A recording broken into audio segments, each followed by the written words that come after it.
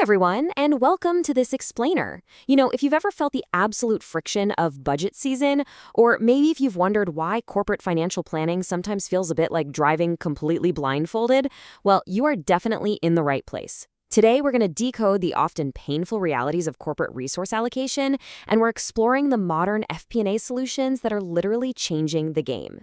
Okay, let's dive into this. Right off the bat, we need to elevate our mindset away from just simple spreadsheet crunching to high-level strategic planning. Like this quote says, a budget really isn't just a math problem. It's a resource allocation strategy. It's the master plan that dictates exactly where to invest, what to cut, and how you're actually going to execute the broader business plan.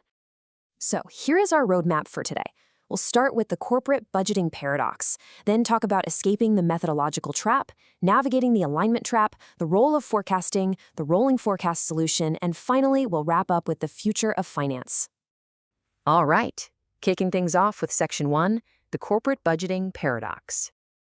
Anyone who works in corporate finance absolutely knows the shared pain of budget season, right? The average cycle time just to prepare an annual budget is a grueling 3 to 4 months. And to make matters worse, over 60% of companies out there are still relying on Excel as their primary budgeting tool. But honestly, the biggest paradox here? The traditional budgeting process actively incentivizes people to game the system. Thanks to this toxic use it or lose it mindset, departments will just aggressively burn through cash in Q4 for no good reason, just to protect their baseline budget for the next year. It's wild. Let's move on to Section 2, escaping the methodological trap. Now, what's really interesting about this slide is seeing how companies usually fall into one of two extreme buckets when deciding what actually gets funded. On one side, you have incremental budgeting. That's basically taking last year's actuals and blindly slapping a flat 5% on top.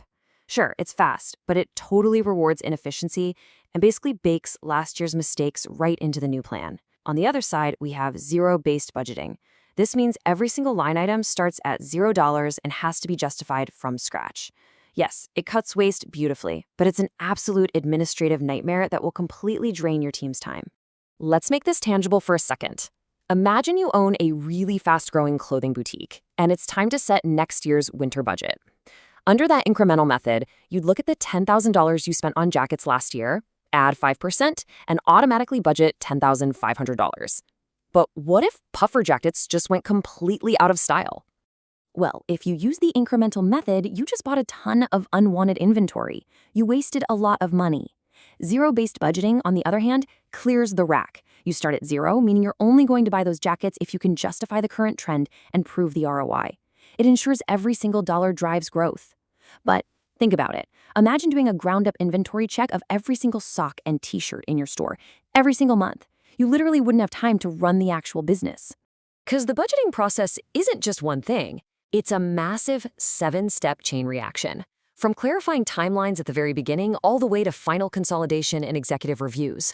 Forcing your entire organization to use zero-based budgeting across every single one of these steps for every department, it's just going to exhaust the company's bandwidth for sure. Which brings us to Section 3, navigating the alignment trap. So, once you pick a method, organizations constantly fight over who actually gets to set the financial targets. In top-down planning, executives hand down these super aggressive goals that are, let's be honest, usually completely disconnected from what the frontline operators can actually achieve. But in bottom-up planning, departments build these highly conservative wish lists, leaving finance to try and assemble this chaotic, disjointed puzzle. So, the crucial point is, the most effective FP&A teams don't just pick one. They run a hybrid framework. They use those top-down goals as a North Star for direction, but they run a bottom-up loop to sanity check the operational reality. Okay, let's shift gears a bit into Section 4, the role of forecasting. Because once a budget is locked in, well, the real world happens. Think of your budget like a locked destination on your car's GPS. You don't just magically change your destination because you hit some traffic on the highway, right? Instead, you need a forecast. A forecast estimates what the company will achieve if it keeps performing exactly as it is right now. It's literally how you recalculate your route to deal with reality. And this brilliantly illustrates how that works mechanically. Forecasting requires taking your inputs, so things like market conditions, business data, actions, and pushing them through a transformation phase. This involves heavy financial modeling using a mix of human judgment, solid math, and shared insights. The output is this continuous living forecast that actually allows leadership to course correct in real time. Next up, Section 5, the rolling forecast solution. So, most companies suffer from what we call the shrinking horizon of traditional periodic forecasting.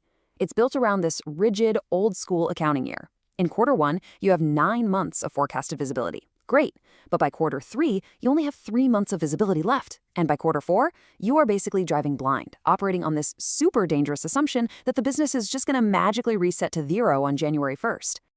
So the modern, agile solution is the rolling forecast. Instead of dealing with a shrinking horizon, a rolling forecast continuously drops the past quarter and just adds a new future quarter. This establishes a constant, reliable 6 to 8 quarter horizon. It stops companies from running blindly into a fiscal wall at the end of the year and allows for actual continuous planning no matter what the calendar date says. Let's move to and see how this builds into Section 6, the future of finance. Because of all this, the very role of the financial professional is radically transforming. Finance teams are ditching the boring pivot tables.